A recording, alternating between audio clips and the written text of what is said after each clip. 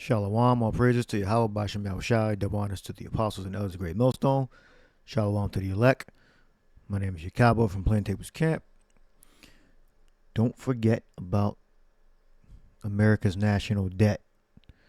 This is going to be part of the reason why the government and the world's governments go to a digital currency, which is going to be gradual. All right, just listen. And that digital currency eventually is going to lead to a device put into your hand as a medium to make purchases and for identification. All right, the prophecy says that no, Revelation 13:16, no man might buy or sell except or save he that had the mark of the beast. The mark of the beast is the RFID implantable microchip. All right, so these are the U.S. national debt is going to be one of the reasons that they convert to the digital currency, and they're doing it gradually. Let's listen to what Yahoo has to say. This is September 30th, 2023. You can just put in U.S. national debt tops 33 trillion. So this is a little less than a month ago.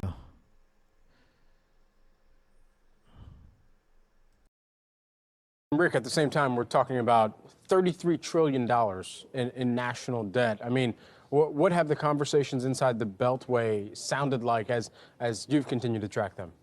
Yeah, we just hit that new threshold. So we went from total national debt in the $32 trillion range. It tipped over the $33 trillion threshold.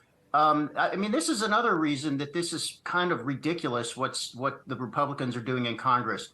The main reason we have $33 trillion in debt, and it's only going to get dramatically worse, it's all the programs that nobody is willing to do anything about. It's Medicare, it's Social Security, it's Medicaid, and also, I mean, we spend a ton of money on defense, and that's where the money is. Those four things right there are about 50% of all funding, and that's not what Republicans are talking about cutting. They're talking about cutting like 5 cents from the IRS budget. The IRS does tax enforcement. They want to cut, a buck here, a buck there from the Securities and Exchange Commission, from regulatory agencies. Even if they were able to get all the spending cuts they want, it would make no difference in the trajectory of the federal debt. So they're not talking about the serious issues that really do exist. They're just talking about how to make some kind of point about the power they have to shut down the government. So I'm afraid they are going to probably be able to shut down the government, this small coterie of radical Republicans, and then Yeah, this is a bipartisan issue. It's not one fault or the other.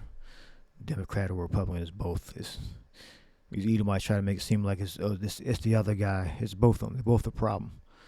All right, so the U.S. is up in that, and no, this is not debt that the American citizens haven't incurred. This is what the government is doing. This is how they're staying afloat. And they'll say, "Oh well, if we don't stay afloat, then all you gonna die."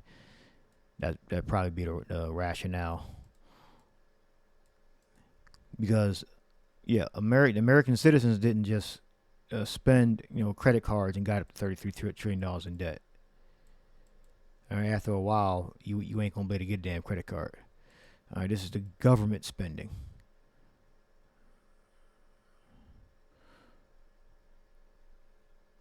Then you have certain presidents that want to cut certain welfares out. I guess the Republican side want to cut the welfare out. Then the Democrat side want to make more programs. Right? And the national debt is still going to continue to go up, whether it be welfare, whether it be defense. He mentioned it. All right, he just rewinded to hear him again. So,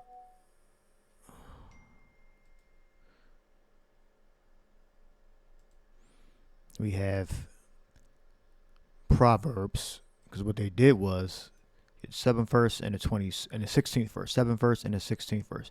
Proverbs 22:7. The rich ruleth over the poor, and the borrower is servant to the lender. Yeah, because the government isn't poor because they have workers. They have all of us to continue to work. So the people that are in power are always going to be rich.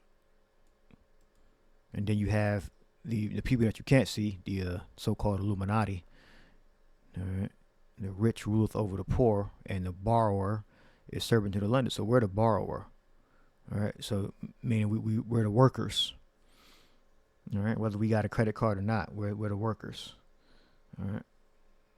It says, he that soweth iniquity shall reap vanity, and the rod of his anger shall fail. All right, because eventually they're going to do what? They're going to come and call in their debt via the CBDCs. All right, it's going to gradually increase into an implantable microchip in your arm. Proverbs 22:16. He that oppresseth the poor to increase his riches, and he that giveth to the rich shall surely come to want, or surely want. All right, 22:16. So we got H4270. Means poverty. Makasawar. Thing needed. So they're going to they're going to be put deficiency. They're going to be deficient, lack, poor. So they're going to come into poverty.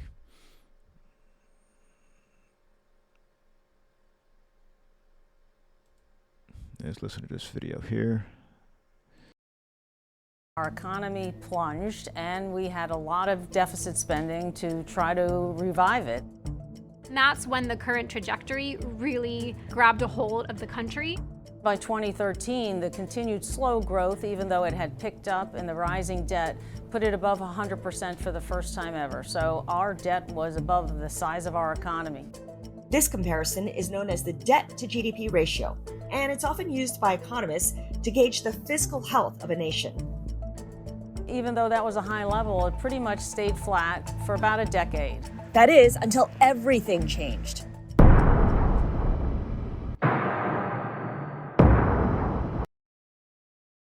They're going to go into how certain occurrences increased it. All right, the national debt.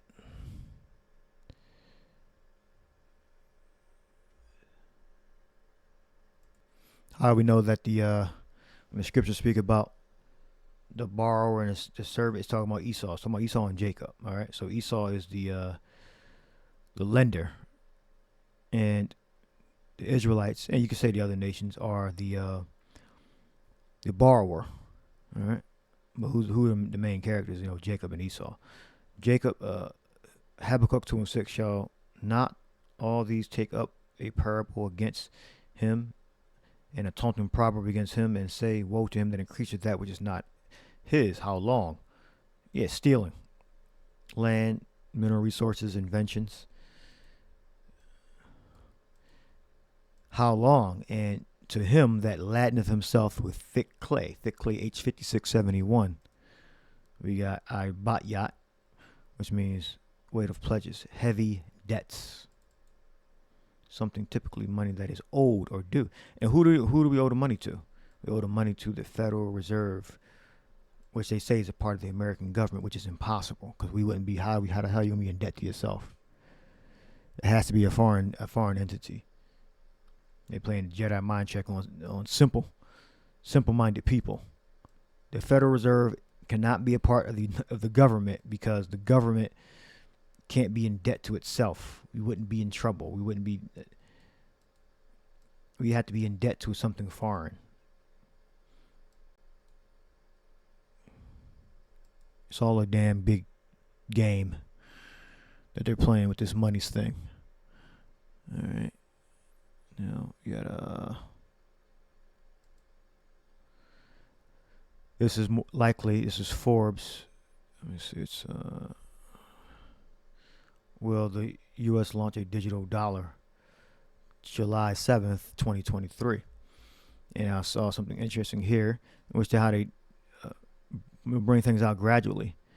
It says, Farella says the Fed may opt to create a digital dollar that is not a pure CBDC, but rather a public-private hybrid currency.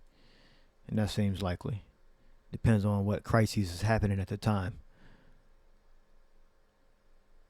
It says the U.S. may issue a CBDC, but in my opinion, it is more likely to lean on public-private collaborations as it does with most infrastructure research and economic development projects, he says.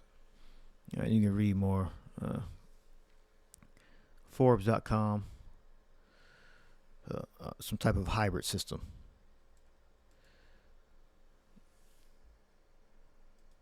However, that's actually going to work, and you can just pause it and read this. But it's some type of hybrid system, right? Maybe going on large corporations and governments, large corporations first,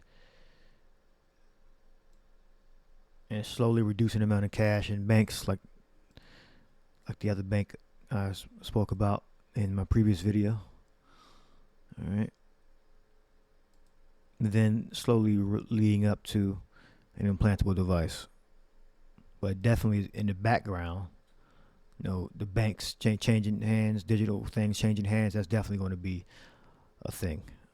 It's definitely going to be a central bank digital currency.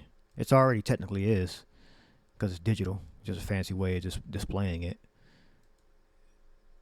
It's digital if you don't have physical currency. They try to make it seem like it's something so special and unique, but yeah, of course, it's going to be more advanced technology, on top of it. But digital means you just not physical, no paper. It's going to be in a computer system, completely. Well, it's always in a computer system. It issues it, part of it, with cash. So it's going to slowly phase out the cash and then be completely on a computer. All right. Now James 5:1.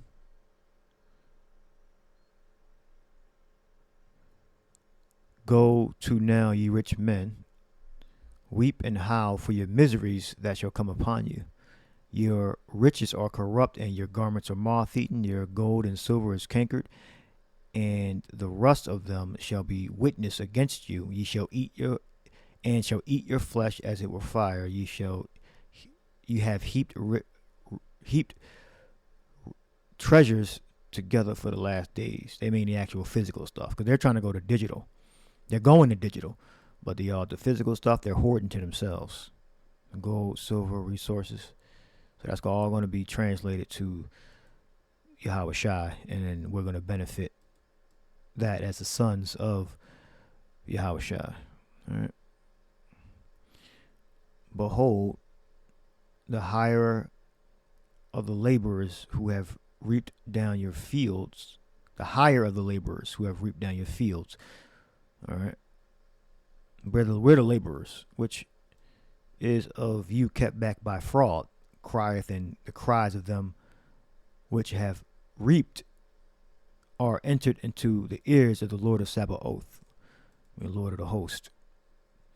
All right, so they have reaped all the benefits, the Edomite, little hats, Jays, and their brothers that are the same nation but a different tribe. All right. Ye have lived in pleasure on the earth and been wanton. Ye have nourished your hearts as in the day of slaughter.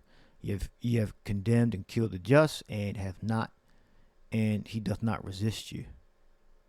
All right. So Esau, Edom has riches. It's cankered, it's moth-eaten, rusting. When you hear words like that, that means that they're going to slowly lose their power, their riches, and their ability to do work. And it's going to end in the Third World War and a nuclear holocaust. That's where it's going to end. All right. Now, you've probably heard of Bidenomics. This Wall Street Journal. It just keeps, as you go to the site, it keeps playing through different videos. So this is the second video that came up, but originally I put in a CBDC dollar would empower the Fed, not Americans, and they don't let you read it all. But the previous video had it there. But Bidenomics is an actual thing, so let's listen up what Bidenomics is. I don't know if he fully explains it, but he just talks about it a little bit. Then I make cut to another clip.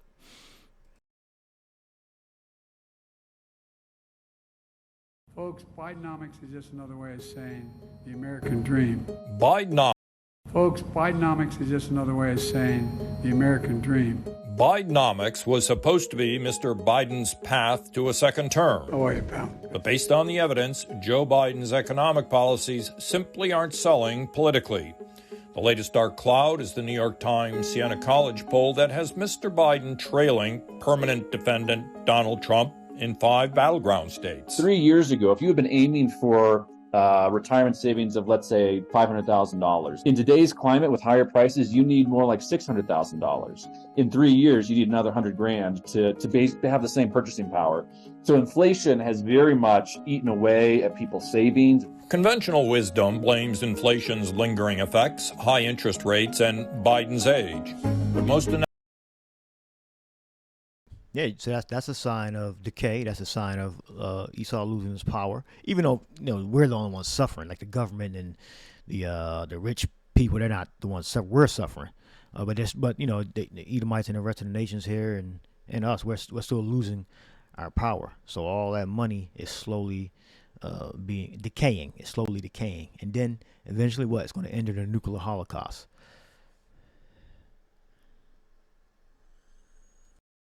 analysis ignores is the president's economic policies. The question is, how solid a candidate is Joe Biden? We know he's not a solid candidate. Exactly. He is struggling. I mean, within his own party. It is hard to watch. The comedian Rodney Dangerfield perfected a character who complained, "I don't get no respect." I mean, that's the story of my life, no respect. Maybe the short version of Mr. Biden's troubles is that he is Rodney Dangerfield, a presidential schlump who will never get respect. If you're ever working with me and I hear you treat another colleague with disrespect, I promise you I will fire you on the spot. The point is, if this Democratic narrative is allowed to take hold, that Mr. Biden's political problems with the general public are personal, his economic policies, or Bidenomics, will be fenced off from responsibility. I think the compromise that they came up with, if implemented, will make Biden the most progressive president since FDR. The Biden Democratic spending, supported at times by Republicans, has been massive. More importantly, it conformed to the standard party model of sending transfer payments to individuals and subsidies to businesses. And most of those subsidies are for climate initiatives. The numbers are mind-boggling. Beyond the direct COVID payments to individuals and expanded unemployment benefits, the administration has poured money into infrastructure, veterans benefits, child care, Obamacare expansions, semiconductor production, and some $400 billion on climate projects. Oh, and $127 billion in student debt cancellation. Bidenomics is about building an economy from the middle out and the bottom up, not the top down. Other than Sam Bankman-Fried's FTX, I can't think of much of anything, including free market economic theory that builds from the top down. We're supporting targeted investments. During the Obama years, Democrats aggressively substituted the word investments for public spending. Smart investments in America. The problem for Mr. Biden is that increasingly, I don't think most people believe that public spending is somehow an investment in them personally. Making targeted investments to promote domestic production of semiconductors, batteries, electric cars, clean energy. Most Americans work in the real economy, which is to say the private sector of measurable profit and loss for employers and themselves. They live in the economic world as it exists now, not in some pie-in-the-sky promise progressives say they will deliver in 20 years. The job market is still fairly strong out there. There are jobs out there. I'm not crying Armageddon here, but I do think that those rising interest rates are really starting to bite right now. Biden's multi-billion-dollar climate projects send a message to much of the currently employed labor force. You are vulnerable. We need the jobs in manufacturing and construction and housing, in business services. Inflation may be a big factor, but we need to consider whether the political failure of Bidenomics marks a historical turning point. The outlays were unprecedented. We can't tell people the economy is good or things are getting better if they don't feel it. It looks like people may no longer be moved by the traditional Democratic strategy of transfers and targeting. In the real economy today, people want more say-so in where their own money goes. I'll put in, because Revelation 18 is undoubtedly referring to Babylon, America. All right, it's America. I put in America, streets paved in gold. This used to be an expression I used to hear that people from other countries will believe about America. So I put that in there. America, streets paved with gold. And it says, why did immigrants call the United States the land where the streets are paved with gold? It was sometimes said that America's streets were paved with gold. All right, because there's not been a country like America before. America is the richest, most powerful nation that has ever lived.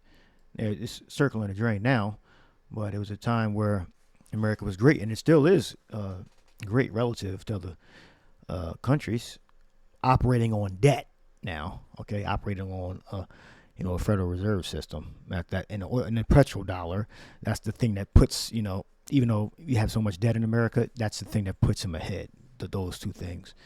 All right, this myth held a grain of truth for the millions of Americans. So it's figurative. All right, who left a life of utter poverty behind. They came to America because it offered, if not instant wealth, then at least the chance to improve their lives. So paved with gold. So you go to Revelation 18, it can only be talking about America. All right.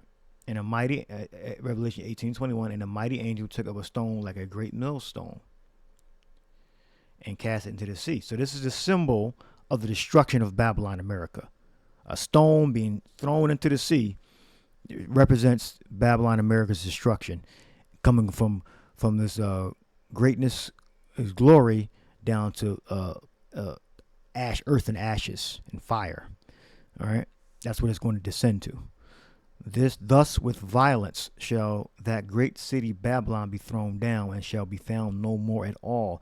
And the voice of harpers and musicians and pipers and trumpeters shall be heard no more at all in thee. And no craftsman of whatsoever craft he be shall be found no more in thee. And the sound of the millstone, which is working, shall be heard no more at all in thee. And the light of a candle shall shine no more at all in thee. And the voice of the bridegroom and the bride shall be heard no more at all in thee. For the merchants were the great men of the earth, for by thy sorceries were all nations deceived. They all got into the Federal Reserve System or a similar thing. The petrodollar they all agreed on.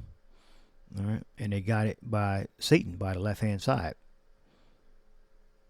introducing their different government systems, their Roman systems, to the different nations via sorcery. And in her was found the blood of the prophets and of saints and of all that were slain upon the earth. Yeah, because Babylon, America has killed billions of people by now through their missiles and bombs and different injections and ideologies and government agents and programs. Right? This can only be talking about Babylon, America. This proves beyond a shadow of a doubt that Revelation 18, Babylon, is America. So I'll leave that there. Hope you edified. Shalom.